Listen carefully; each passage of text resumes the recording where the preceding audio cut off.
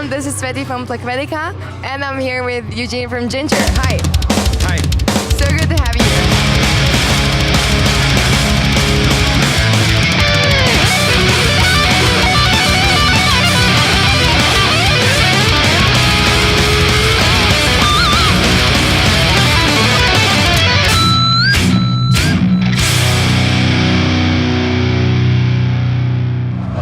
How I feel? I'm just simply tired. We just arrived from the United States. We were here. We arrived in Zurich at 12 o'clock, I think. Then got here, checked in the hostel, slept for a few hours, and now here. So it's all non-stop. But I'm absolutely up and ready. So it's all good. Fantastic. So how's the perfect day on tour start for you? Like, how do you start a perfect tour day? Well, the perfect day on tour starts after a day off, first of all.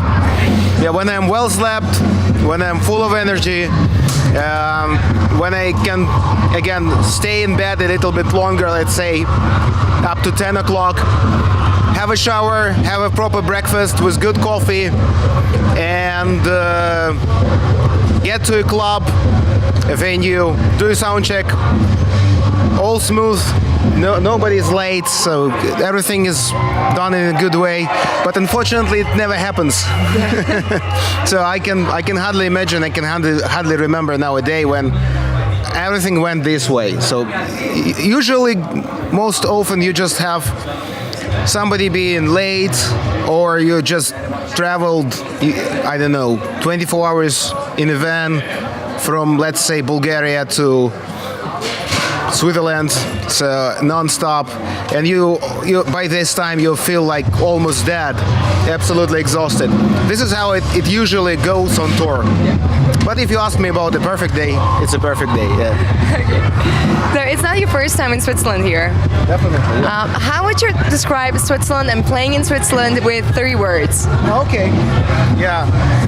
Switzerland is very civilized. I really like the whole country. Well, first of all, it's very picturesque. It's very beautiful. Yeah. Then all shows in Switzerland, it's like double German. I mean, in the way that everything is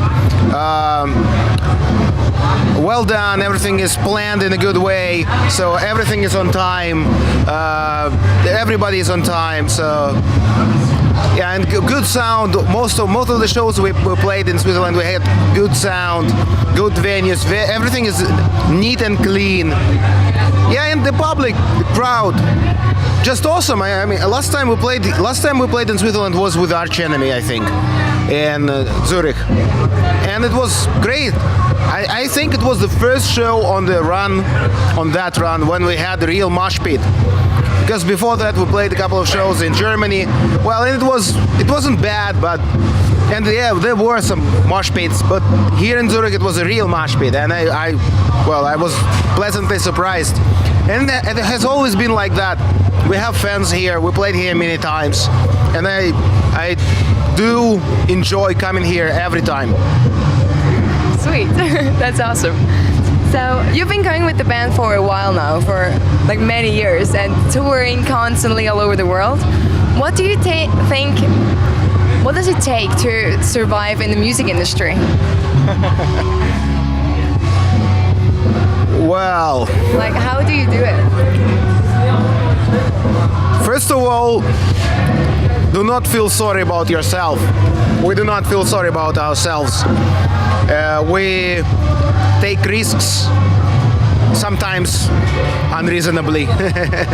So we work very hard.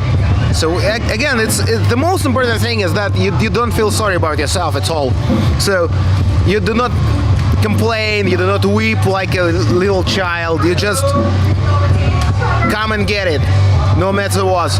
Despite all the problems, obstacles, adversity, you just go somewhere, set the stage and play. And you don't really care about bad venues, long roads, low fees. When we started, 5-6 years ago when the whole thing started, the money was not the priority. It was not the priority. We wanted to play and we did it. So, and this is the take. Just music above everything. And sacrifices, because you sacrifice everything for the sake of music. That's it. So you have to be all in. Yeah, absolutely, completely involved into this. Yeah. Yeah. And when did it make click for you that this is going to be your career? What was the point that you realized you've made it? I still can't say I've made it, but the point when I understood that I can do this is probably our first tour. That was our first foreign tour. We went to play in Romania, just Romania, not far away from Ukraine. We had 2 weeks of shows, and that was the time when at least I understood that, well, we can make it. We can be, I can't say successful, but more or less, we have something to show to the others, and people are interested in what we're doing. So we just, after that, kept on playing non-stop all the time, touring everywhere. And people, the more we played, the more people wanted to see us in the other places. This is how it all started spinning and turning around. Did you always have that vision you were going to tour the world? We already did. Yeah. I mean, we just came from America, and it was our second tour in the United States and North America and Canada also. And this spring we played in the Philippines, so it's like the other side of the world, Asia. And now we have offers to play in Asia again. And before that we played in Dubai, we played in Israel. So we already this spring we did this round the world tour. So, but still there are quite a lot of places we haven't been to, and we really want to go and play, and we will. Like, yeah, we have, as I told you, we have offers to play in Asia again, and I'm looking forward to this. So, like, was it always your vision when you started that you want to play all the countries, all the continents? Exactly. So from the very beginning, there wasn't. We never thought like, oh, we only want to play in Europe, or we want to play on the main markets like Europe and the United States. No. From the very beginning, we always wanted to go to play, for example, to Mexico, South America. Australia is still one of my kind of dreams. I would really love to go and play in Australia. Japan, China, why not? Bands go and play there now. So all around the world, everywhere. Yeah, no, I also know that now there are shows and bands go and play in Nepal, in India. Like we played in the Philippines, and there is also Indonesia. Bands go and play in Indonesia. So everywhere, absolutely everywhere.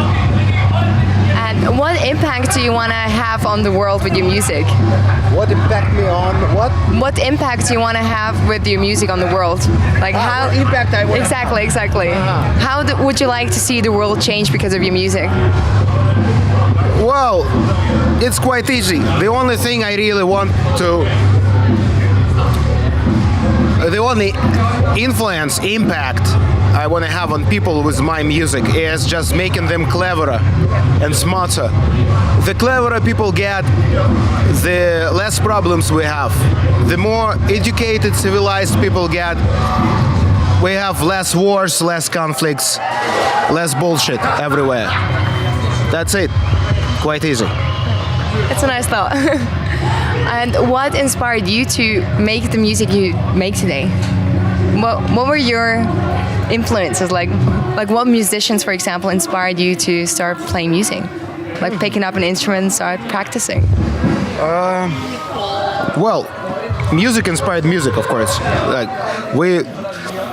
I remember I started listening to heavy music because of Nirvana, obviously, like many people of my generation.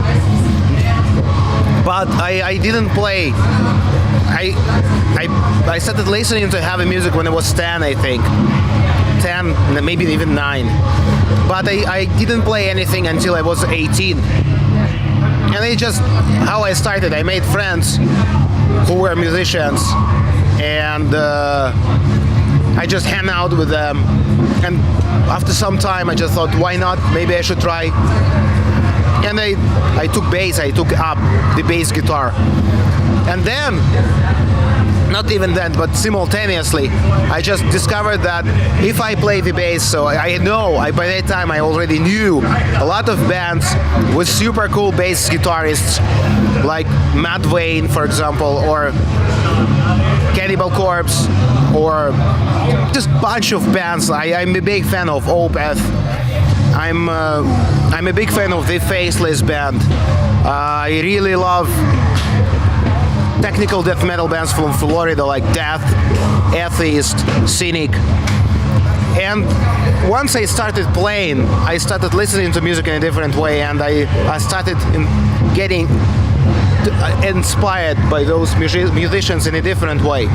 So that's simply the way it is. If you could collaborate with any musician, dead or alive, who would it be?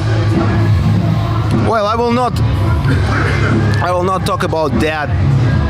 Unfortunately, there are too many people I really love as musicians who unfortunately passed away. And in the latest time, there were so many of them.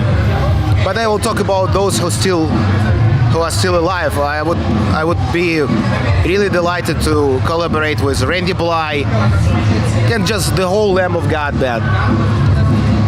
Michael Ackerfeld from Opeth, the Faceless band, despite all their problems. Yeah, guys from Gojira, the Duplantier brothers. And not only, I mean, all musicians from this band, because they are all absolutely fantastic. It's not like, only about the band leader, like in Opeth, only about Mike. Mike is, of course, he's a mastermind, but the other guys from Opeth are absolutely cool, like Martin Mendes, for example, on bass, or Frederick on the guitar, or Axe on the drums. So everybody. Maybe one day I'd be really glad to collaborate with Michael Amott from Arch Enemy, or Jeff Loomis, both of them, because they're absolutely cool, wonderful guitarists. There are quite a lot of musicians I would love to work with one day, really. I hope someday you will. Okay, tonight you're gonna headline this small stage, and I'm really surprised that you don't headline the big stage, by the way. But it's not up to us to decide. But yeah, on the other hand, we will have a smaller place, I hope packed. Yeah. So, and it will be just this special hardcore atmosphere which I love. Really, when things got hotter. Yeah. When you play open air, it's not like that. Yeah. It's cool, it's cool in its different way, but small places, packed people together, so it has its own flavor. Yeah. So it's gonna be a very energetic, awesome, kick-ass show. Hope so. Okay, cool. I'll do my best. Okay, we're excited to see you play tonight, and thank you for your time. Thank you very much, guys. Thank you. Thank you guys for watching, and if you liked it, hit the like button, subscribe, share, and all that stuff. See you soon. Thanks. Wonderful. Thanks wonderful so much. question. See you around.